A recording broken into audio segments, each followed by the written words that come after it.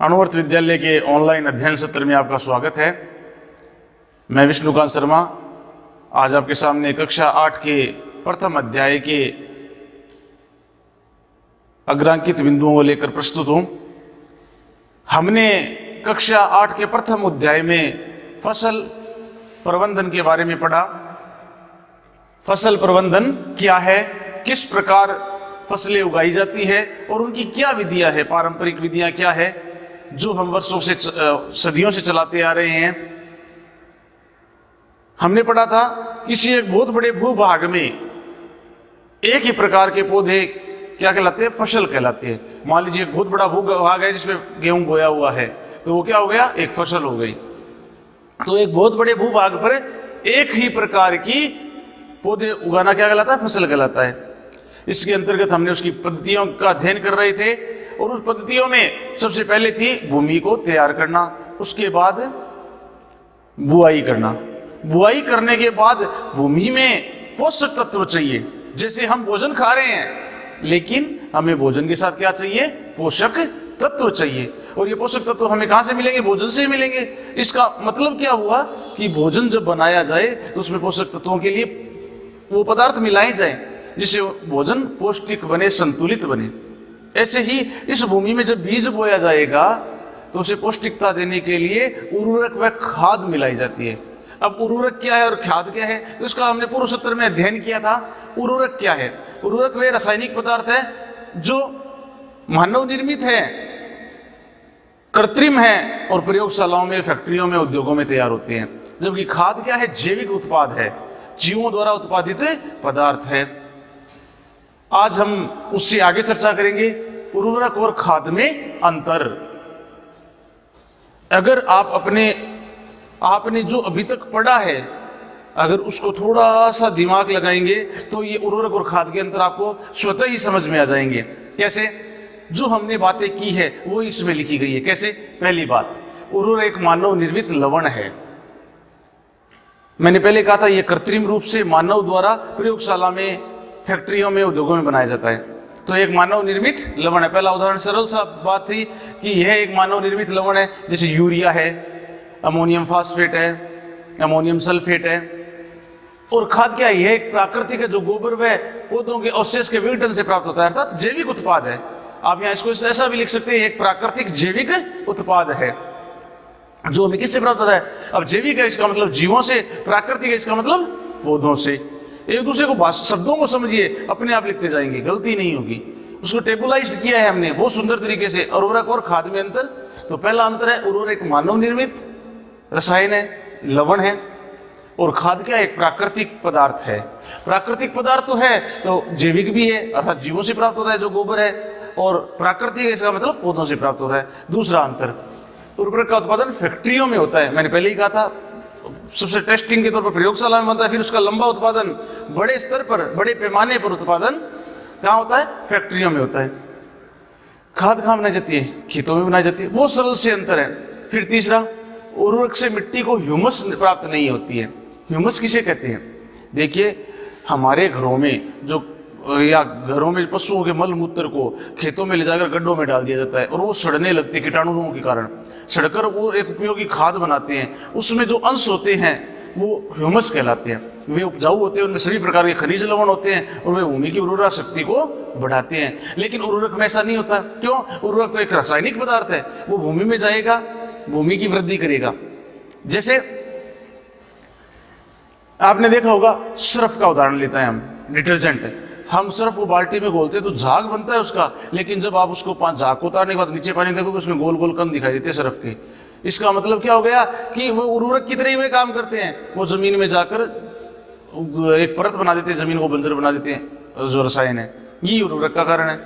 लेकिन खाद में क्या होता है, ह्यूमस प्रचुर मात्रा में होता है, तो ये क्या करते हैं, भूमि को उपजाऊ बनाते हैं, और इसमें ह्यूमस बनता ही नहीं है।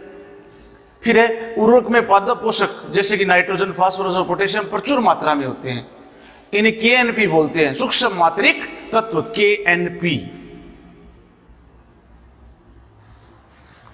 पोटेशियम, नाइट्रोजन, फास्फोरस, इन्हें केएनपी सूक्ष्म मात्रिक तत्व बोलते हैं। खाद में पादप पोषक तुलनात्मक रूप से कम होते हैं। क्यों कम होते हैं पादप पोषक तत्व कम? क्योंकि इसमें कोई प्रयोगशाला में टेस्टिंग करके तो खाद बनाई नहीं जाती है। जो गायों का, भैंसों का या पशुओं का मल मूत्र है उसको एक खड्डे में डाल दिया, पेड़ पौधों की पत्तियां डाल दी, अन्ना उनने और जो उत्पाद है उनको डाल दिया और वो सड़ने लगते हैं। तो अब उसमें जरूरी नहीं है, हो सकता है उसमें फास्फोरस ज्यादा हो, उसमें नाइट्रोजन ज्यादा हो, कोई जरूरी नहीं है कौन सा उत्पाद कितने स्तर पर है। लेकिन इसमें तो क्या प्रयोगशाला टेस्टिंग होता है कि 100 ग्राम में इतना नाइट्रोजन होगी, इतना फास्फोरस होगा, इतना सल्फेट होगा, इतना पोटेशियम होगा। तो उर्वरक और खाद में जो 4 बेसिक अंतर हैं उनके बारे में हमने अध्ययन किया है। एक बार पूरे संक्षिप्त रूप से मैं आपको दोबारा बता देता हूं। पहला, ये कृत्रिम उत्पाद है, वो जैविक उत्पाद है, ये प्राकृतिक उत्पाद है। दूसरा, उर्वरक उद्योगों में बनाए जाते हैं, वो खेत में बनाई जाती है। इसमें पोटेशियम, नाइट्रोजन, फास्फोरस प्रचुर मात्रा में होते हैं, उसमें कम मात्रा में होते हैं। इसके अलावा उर्वरक में क्या होता है, ह्यूमस कम नहीं होता है, उसमें ह्यूमस होता है। कुल मिलाकर हमने संक्षिप्त रूप से इसको जाना। इसको आप परीक्षा में इसी प्रकार लिखना है ताकि हमें अच्छे से अच्छे अंक प्राप्त हो। अब उसके बाद अगले बिंदु पे खाद के लाभ। यहाँ पे उर्वरक का लाभ नहीं दिया है। उर्वरक के एक्चुअल में अगर हम व्यावहारिक रूप से जाने तो उर्वरक के कोई लाभ नहीं है। उर्वरक का इतना ही लाभ है कि वो फसल की बढ़ोतरी करता है, लेकिन उसके दुष्परिणाम बहुत हैं। क्यों है दुष्परिणाम? क्योंकि उर्वरक, मैंने आपको एक डिटर्जेंट का उदाहरण बताया था ना, इस कपड़े साफ कर देगा डिटर्जेंट है, लेकिन उसके पानी में वो कण घुलेंगे नहीं, वो नीचे बैठ जाएंगे और वो मिट्टी में जाकर मिट्टी का क्या करेंगे, भूमि प्रदूषण करेंगे। वैसे उर्वरक भी क्या करते हैं, भूमि के ऊपर जाकर उसमें एक स्तर परत बना लेते हैं और भूमि का उपजाऊपन एक बार तो बढ़ा रहे हैं लेकिन बाद में कम कर देंगे। इनका असर लंबे समय तक रहता है, इससे भूमि बंजर हो जाती है। तो उर्वरक तो क्या रासायनिक पदार्थ है, और रसायनों का प्रयोग जब जब मानव ने रसायनों का प्रयोग किया है तब तक उसे परेशानी हुई है, चाहे वो हमारे शरीर पर हो और चाहे वो भूमि पर हो और चाहे वो अंतरिक्ष में हो। जहां भी उसने रसायनों का प्रयोग किया है वहां उसे नुकसान हुआ है।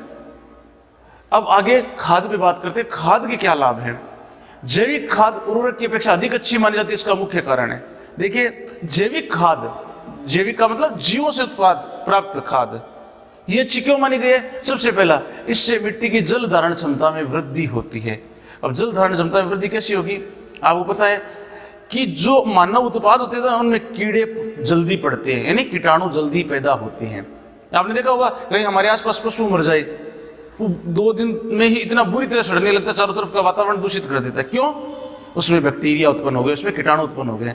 तो जो गोबर है, या आपने अपने आसपास गली में देखा गोबर पड़ा रहता है ना, धीरे धीरे उसमें अलग स्ट्रक्चर बन जाती है। शुरुआत में वो ताजा होता है, बाद में उसकी अलग स्ट्रक्चर बन जाती है। क्यों? उसमें कीटाणु लगे, उसको खाने लगते हैं वो।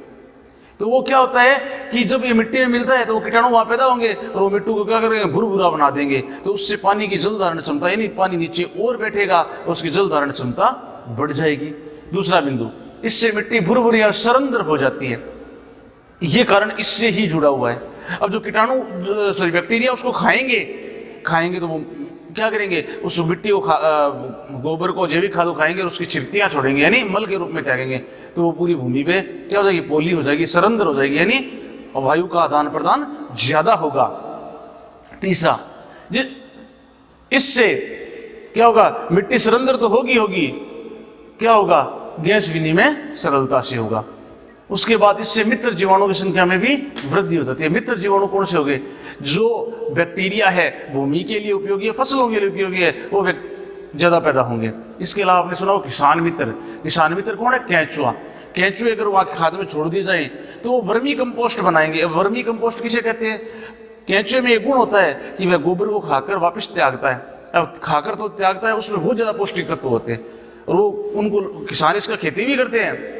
जैसे गोबर का बहुत ढेर लगा दिया, उसमें सैकड़ों की संख्या में केंचुए छोड़ दिए और वो खा कर उस पूरे गोबर के ढेर को मिट्टी में बदल देते हैं और उस मिट्टी को पैकेट्स बनाकर किसान बेचते हैं। इसे वर्मी कंपोस्ट कहते हैं।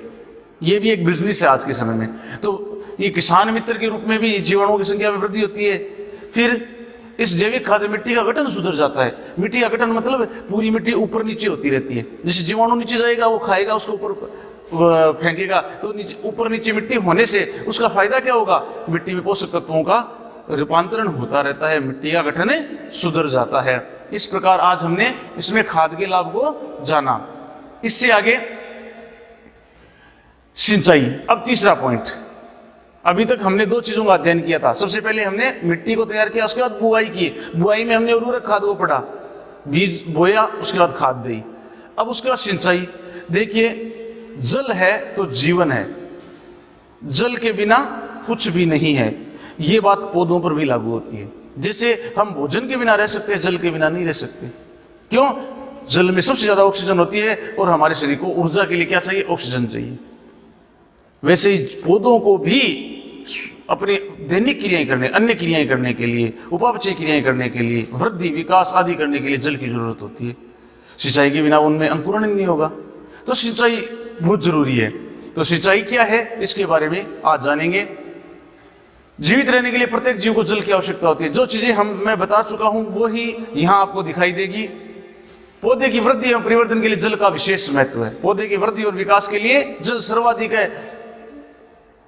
आपने एक मारवाड़ी में बात सुनी होगी कि खेतों में तिसवारी आ गई है। तिसवारी का मतलब क्या होता है कि खेतों को भी प्यास लगती है। वो प्यास क्या करती है? पौधों की वृद्धि और विकास के लिए जरूरी है, तो सिंचाई की जाती है।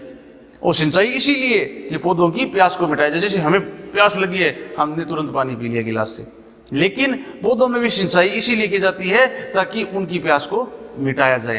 तो जिसके साथ खनिजों और उर्वरकों का भी अवशोषण होता है। अब भूमि में बहुत सारे उर्वरक हैं, पौधे को मिलेंगे नहीं। क्यों? ये हमेशा जल में घुलित रूप में ही प्राप्त होते हैं। जैसे हमें ऊर्जा के लिए ग्लूकोज पीना है तो हम पानी में पिएंगे। सीधा खाया हुआ ग्लूकोज उतना असर नहीं करता है जितना पानी में घुल के हमारी ब्लड में मिलकर, हमारे खून में मिलकर पूरी बॉडी को ऊर्जा प्रदान करता है। जल आवश्यक है क्योंकि बीजों का अंकुरण शुष्क स्थिति में नहीं हो सकता। बीजों का अंकुरण कभी भी शुष्क स्थिति में नहीं होता, उसके लिए जल आवश्यक है। निश्चित अंतराल पर खेत में जल देना सिंचाई कहलाता है। ये सिंचाई की परिभाषा है। इसी को करना, निश्चित अंतराल पर खेत में जल देना सिंचाई कहलाता है। एक निश्चित समय अंतराल में, ये नहीं आज ही पानी दे दिया, कल दोबारा दे दिया, परसों दोबारा दे, नहीं। एक निश्चित अंतराल होता है। आज पानी देने के बाद 5 दिन बाद या 4 दिन बाद, जो भी उस फसल की डिमांड है, उस फसल के अनुसार उसमें एक निश्चित अंतराल पर खेतों में पानी देना क्या कहलाता है? सिंचाई कहलाता है। अब सिंचाई का समय व बारंबारता फसलों, मिट्टी व ऋतु में भिन्न भिन्न होता है। सिंचाई किस प्रकार की जाए, ये किस पर डिपेंड करता है? 3 चीजों पर। सबसे पहले फसल कौन सी है। अगर चावल की फसल है तो उसे बहुत ज्यादा पानी चाहिए, बाजरे की फसल है तो उसे बहुत कम पानी चाहिए, गेहूं की फसल है तो उसे मध्यम पानी चाहिए। तो अलग अलग फसलों की प्रकृति होती है, उस हिसाब से उसे पानी चाहिए। फिर है ऋतु।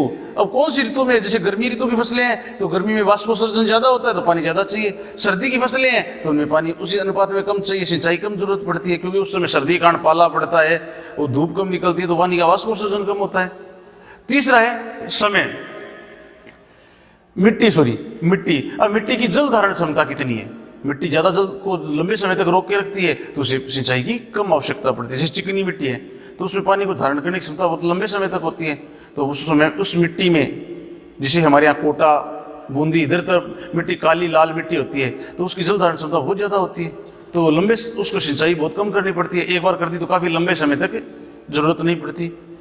तो गर्मी में पानी देने की बारंबारता अपेक्षाकृत अधिक होती है। देखिए बात आ गई यहाँ पे जो मैंने बताई कि गर्मी में वाष्पोत्सर्जन ज़्यादा होता है। ऐसा क्यों है? क्या ये मिट्टी में पत्तियों से जल वाष्पन की दर अधिक होने से हो सकता है? बिल्कुल यही बात है। जितनी ज़्यादा गर्मी होगी वाष्पोत्सर्जन उतना होगा, और फिर क्या होगा? इससे जल की आवश्यकता अधिक होगी, मांग अधिक होगी। अब सिंचाई के स्रोत, सिंचाई के क्या स्रोत हैं? देखिए, हम राजस्थान के जिस एरिया में रहते हैं वहाँ सिंचाई के बहुत सारे स्रोत हैं, लेकिन देश के विभिन्न हिस्सों में सिंचाई के अलग अलग साधन हैं। कहीं नहरों से सिंचाई होती है, कहीं नदियों से होती है, कहीं कुओं से, बावड़ी से, तालाब से, नलकूप से, बहुत सारी टांका है, इसके अलावा टोबा है, बहुत सारे ऐसे एरियाज है जिनकी अलग अलग सिंचाई के साधन है। तो हमारे यहाँ जो मोस्टली सिंचाई के साधन है उपयोग में आते हैं वो नहर है, नदी है, तालाब है, कुएं हैं, झीलें हैं, इनसे सिंचाई होती है। सिंचाई के पारंपरिक तरीके 2 हैं सिंचाई के। पहला है पारंपरिक और एक है आधुनिक। तो पारंपरिक तरीकों के बारे में हम थोड़ा जानेंगे। कुओं, झीलों में, नहरों में उपलब्ध जल को निकालकर खेतों तक पहुंचाने के तरीके विभिन्न क्षेत्रों में भिन्न भिन्न हैं।